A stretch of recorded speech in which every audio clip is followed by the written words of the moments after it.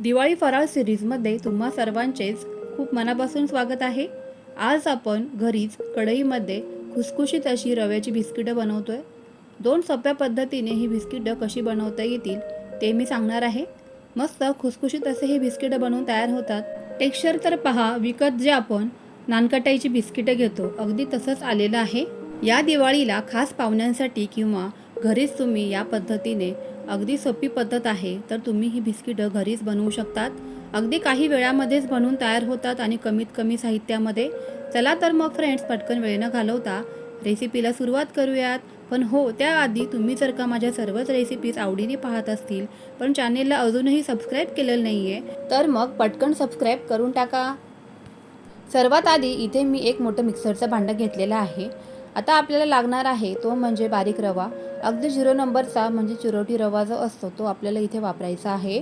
आणि तुम्ही इथे जाड रवा घेतला तरीही काहीच हरकत नाही आहे, कारण हा रवा आपण मिक्सरमध्येच बारीक फिरवून घेणार आहोत.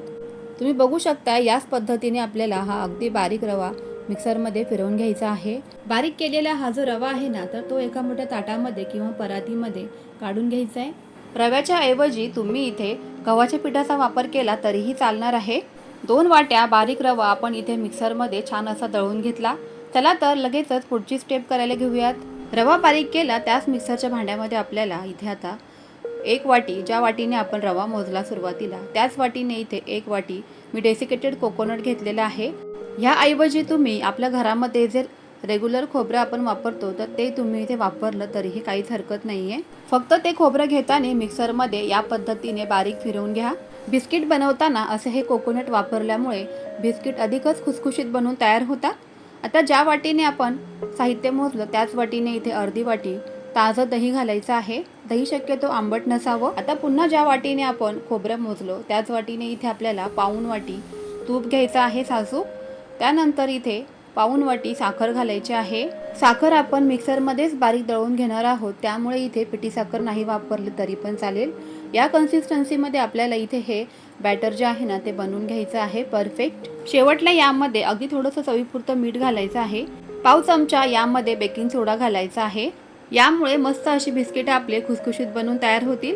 आता पुन्हा या भांड्याला झाकण लावून हे फिरवून घ्यायचं आहे मिश्रण. अगदी परफेक्ट कन्सिस्टन्सीमध्ये आपलं इथलं हे बॅटर बनवून तयार झालेलं आहे. चला तर लगेचच पुढची तयारी करूयात. आपण ज्या ताटामध्ये रवा बारीक फिरवून घेतला होता तर त्याच ताटामध्ये हे सर्व मिश्रण घालून घ्यायचं आहे. थोडं थोडंसं करून हे मिश्रण ह्या रव्यामध्ये ॲड करत जायचं आहे. चमच्याच्या मदतीने सुरुवातीला हे सर्व जे साहित्य आहे ना ते असं मिक्स करून घ्यायचं. तुमच्या मिक्सरच्या भांड्यामध्ये जर का आपण हे बॅटर बनवलेलं शिल्लक राहिलं असेल तर तुम्ही नंतर गव्हाच्या पिठामध्ये थोडासा रवा घालून हे पीठ मळून घेऊ शकता आणि पुन्हा इथे आपली गव्हाची बिस्किटं छान अशी बनवून तयार होणार आहेत. पण शक्यतो ह्या ज्या रव्यामध्ये 2 वाटी आपण रवा घेतलेला सुरुवातीला तर याच्यामध्ये बरोबर तेवढं मिक्सचर तयार होतं. पण जरी उरलं असेल तर तुम्ही तेवढी मात्र आयडिया करायची आहे. आता यामध्ये वेलची पावडर घालायची आणि काही काळे तीळ इथे वापरलेले आहेत मी. तुमच्याकडे जर का काळे तीळ नसतील तर तुम्ही इथे सफेद तीळ वापरले तरी पण चालेल. यामुळे काय होणार आहे की आपल्या बिस्किटांना टेक्स्चर खूप छान येणार आहे. खूप जास्त घट्ट आपल्याला रगडून रगडून हे पीठ मळायचं नाही आहे, तर हलक्या हाताने फक्त हा जो आपल्याला पिठाचा गोळा आहे ना तर तो वळवून घ्यायचा आहे. रगडून मळण्याची अजिबात आवश्यकता नाही आहे, कारण पुढे आपल्याला बिस्किटांना जे टेक्स्चर येणार आहे ना तर ते त्यामुळे येणार नाही.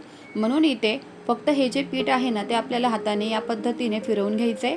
आता इथे मी ही जी बिस्किटं आहेत ना ते तुम्हाला 2 पद्धतीने दाखवणार आहे. एकतर म्हणजे एअर फ्रायरमध्ये किंवा तुमच्याकडे जर का ओव्हन असेल तर तुम्ही ओव्हनमध्येही करू शकतात. तर आता सुरुवातीला आपण ओव्हनमध्ये किंवा एअर फ्रायरमध्ये ही बिस्किटं कशी बनवायची ते पाहतोय. बिस्किट बनवण्यासाठी काही पोर्शन घ्यायचं आहे. या पद्धतीने हातावर वळवून घ्या. शक्यतो क्रॅक जरी गेले बिस्किटाला तरी काहीच हरकत नाही आहे, कारण हे जेव्हा आपण बेक करणार ना बिस्किट तर त्यावेळेस त्यांना क्रॅक जाणारच आहे. चमच्याने अशी डिझाईन काढून घ्यायची. तुम्हाला हवी त्या आकारामध्ये तुम्ही डिझाईन देऊ शकता, बनवू शकता.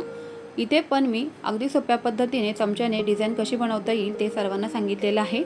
आता इथे मी एअर फ्रायरच्या प्लेटमध्ये काही बटर पेपर ठेवून घेतलेला आहे आणि बटर पेपरवरती अशी ही बिस्किटं ठेवून घ्यायची. तुमच्याकडे जर का बटर पेपर नसेल ना तर मी मागच्या केकच्या बऱ्याच व्हिडिओमध्ये बटर पेपर घरीच कसा बनवता येईल ते देखील सांगितलेलं आहे, तर तुम्ही नक्की जाऊन बघा. त्या सर्वच रेसिपीजची लिंक मी डिस्क्रिप्शन बॉक्समध्ये देत आहे, तर तुम्ही नक्की बघाल. सेम पद्धतीने इथे मी तुम्हाला आणखीन एक बिस्किट बनवून दाखवते. या पद्धतीने छान मस्त असा सुबक आणि सुंदर चमच्याने आकार देता येतो. आता इथे मी सर्वच ही जी बिस्किटं आहेत ना, तर ती एकसारखी अशी बनवूनच घेते. परफेक्ट मस्त अशी बिस्किटं दिसत आहे. टेक्स्चर तर पहा काय अप्रतिम असंच आलेलं आहे.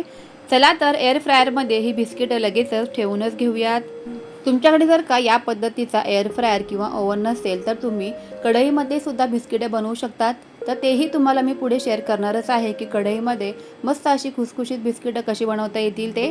आता या एअर फ्रायरचा इथे मी टायमिंग वगैरे सेट करून घेते.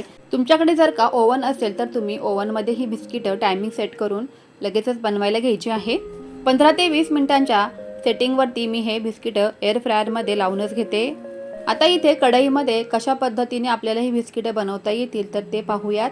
तर सर्वच बिस्किटं इथे मी एकसारख्या आकारामध्ये आणि डिझाईनमध्ये बनवून घेतलेले आहेत. आता इथे गॅसवरती जाड तळाचा असा तवा ठेवायचा आहे. त्या तव्यावरती एखादी जाड तळाची पुन्हा कढई ठेवा. त्यामध्ये एखादी जाळी ठेवा आणि जाळीवरती एखादी अशी प्लेट असेल तुमच्याकडे स्टीलची प्लेट वापरली तरी पण चालेल.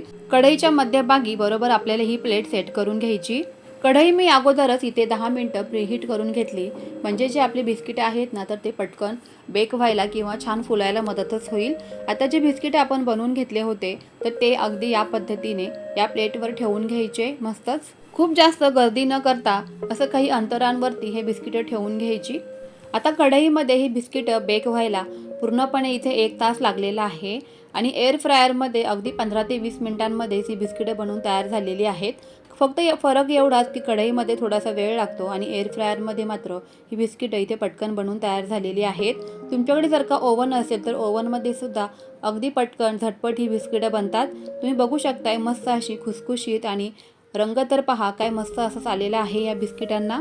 बाजारातून खूप जास्त महागड्या किमतीमध्ये ही बिस्किटं विकत आणण्यापेक्षा आता तुम्ही घरीच पोटभर ही बिस्किटं मुलांना खाऊ म्हणून सुद्धा इतर वेळेला बनवून ठेवू शकता. चहाबरोबर ही बिस्किटं खाण्यासाठी अप्रतिम आहेत. खुसखुशीत बनवून तयार होतात आणि अगदी कमीत कमी आणि घरातील साहित्यांमध्ये.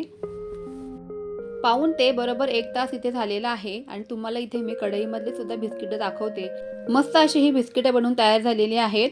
रंग आणि टेक्स्चर सुद्धा अप्रतिम असंच आलेलं आहे. आता तुम्हाला इथे मी दोन्ही बिस्किटांमधील फरक दाखवते. तर ही बिस्किटं आपण कढईमध्ये बनवलेली आहेत आणि जी खालची प्लेट आहे तर ती बिस्किटं आपण एअर फ्रायरमध्ये बनवलेली आहेत. तर दोन्हीही अगदी सारखीच दिसत आहेत आणि टेक्स्चर सुद्धा अगदी सेम आलेलं आहे. रेसिपी आवडली असेल तर लाईक अँड शेअर. चला तर मग पुन्हा भेटूयाच. तोपर्यंत सर्वांना दिवाळीच्या खूप शुभेच्छा.